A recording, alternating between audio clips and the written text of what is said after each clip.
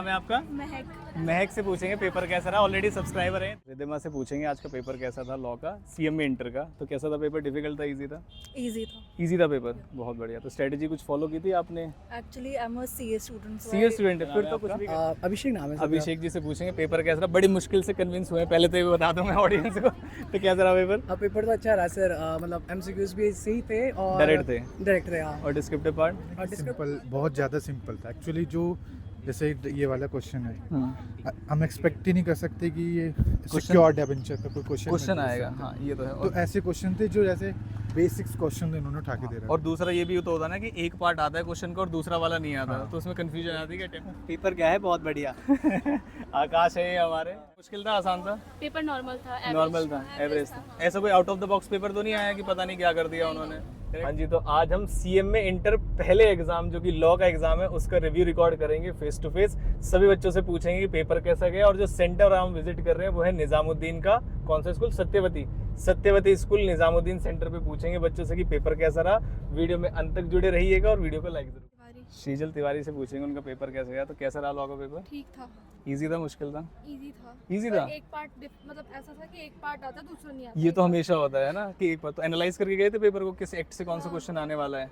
हाँ मतलब previous question को देखा था और क्या और जो लेटेस्ट एमटीपी डाला है इंस्टीट्यूट ने वो हर पेपर के लिए देखना होता है। बिल्कुल उसी पैटर्न पे आते हैं, जैसे सारे क्वेश्चन थ्योरी होंगे, लास्ट के 2 आपके प्रैक्टिकल होंगे, वही आया होगा शायद, है ना? तो एमसीक्यू ज़्यादा मुश्किल थे, डिस्क्रिप्टिव पार्ट ठीक था। कुछ डिफिकल्ट, कुछ टफ, कुछ डिफिकल्ट। नहीं? अच्छा, एमसीक्यू में भी था ऐसा? लिमिट वाले क्वेश्चन आए थे एमसीक्यू में? नहीं।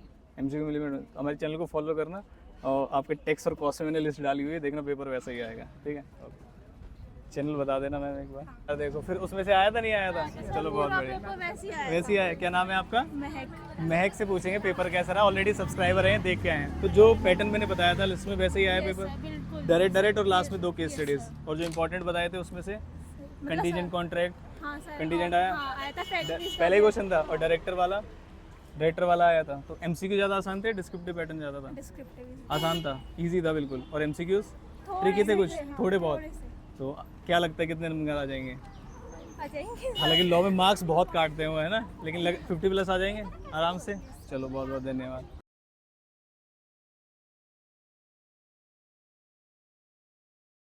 आसान आया, मुश्किल आया कैसे? आसान तो मतलब जो पढ़ के जाएगा उनके लिए तो आसान ही ये है। तो है। बाकी लेंथी बहुत था क्योंकि लॉ का पेपर था। लेंथी था थोड़ा सा। नहीं, बच्चे 1 घंटे पहले दे के आगे पेपर को। बच्चे तो आ ही जाते हैं, देने वाले आधे घंटे में कर देते हैं। नहीं, दोनों तरीके से हो सकते हैं ना। तो क्या मतलब क्या लग रहा है, आ जाएंगे 60+? आ सकते हैं। वैसे लॉ के पेपर में कम चांस होते हैं 60+ आने के ना, मार्क्स काट लेते लेकिन हैं। मेरा 50 तक तो मेरा पक्का है, कंफर्म है आने का। और एमसीक्यू कैसे थे? आसान थे, मुश्किल थे? एमसीक्यू आसान थे। एमसीक्यू आसान थे। कॉस्ट और टैक्स के लिए हमारी स्ट्रेटेजी देख के जाना, पक्का पेपर उसी में से आएगा। देखता हूँ सर। है ना? देखते हो आप क्या आते थे? नहीं आज और देख लेना। आपका एक मतलब एक वो भी था सूरज के साथ, आप एक वीडियो भी। तो क्या नाम है आपका? मेरा नाम आकाश है। आकाश जी से पूछेंगे सीएमए इंटर ग्रुप 1 का लॉ का पेपर कैसा गया। तो कैसा था पेपर? मुश्किल था, हार्ड था? पेपर ना मुश्किल था ना हार्ड था, मतलब बीच एवरेज था। एवरेज था। डायरेक्ट क्वेश्चन ज़्यादा थे, केस स्टडी ज़्यादा थी? केस स्टडी ज़्यादा नहीं थी, 2 ही थी। 2 ही थी। और केस स्टडी फिक्स होती है, 2 ही आनी है। पहले हम वीडियो में भी बता चुके हैं कि लास्ट के 2 क्वेश्चन जो आते हैं वो केस स्टडी से आते हैं, बाकी सारा तो थ्योरी था। तो एमसीक्यू डिफिकल्ट थे?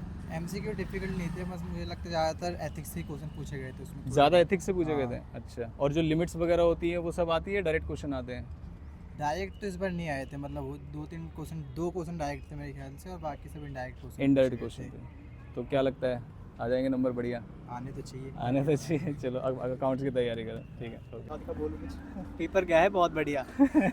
आकाश है ये हमारे, है ना? पेपर बढ़िया गया? बहुत बढ़िया गया। पेपर ऐसा है, अलग से आया है, वही आया सब? आया तो ठीक सेम ही था, मतलब कि सेम ही था। बस एमसीक्यू थोड़े मतलब वैसे थे, बस हो गया एमसीक्यू पर। और डिस्क्रिप्टिव तो बहुत ही ऐसा तो नहीं अनएक्सपेक्टेड, पता नहीं कहाँ से आ गया पेपर? ऐसा नहीं था। वही सिंपल फॉर्मेट, सारे डायरेक्ट क्वेश्चन और लास्ट में 2 केस स्टडी, यही फॉर्मेट था, आसान थी। तो क्या लग रहा है आ जाएंगे बढ़िया नंबर? पक्की बात है?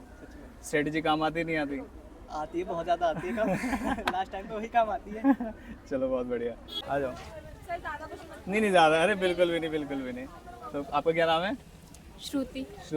डिम्पल। तो श्रुति और डिम्पल से पूछेंगे आज पेपर कैसा रहा। तो पेपर मुश्किल था, आसान था? पेपर नॉर्मल था, एवरेज था। ऐसा कोई out of the box paper तो नहीं आया कि पता नहीं क्या कर दिया उन्होंने? डायरेक्ट सिंपल क्वेश्चन थे। एमसीक्यू कैसे थे?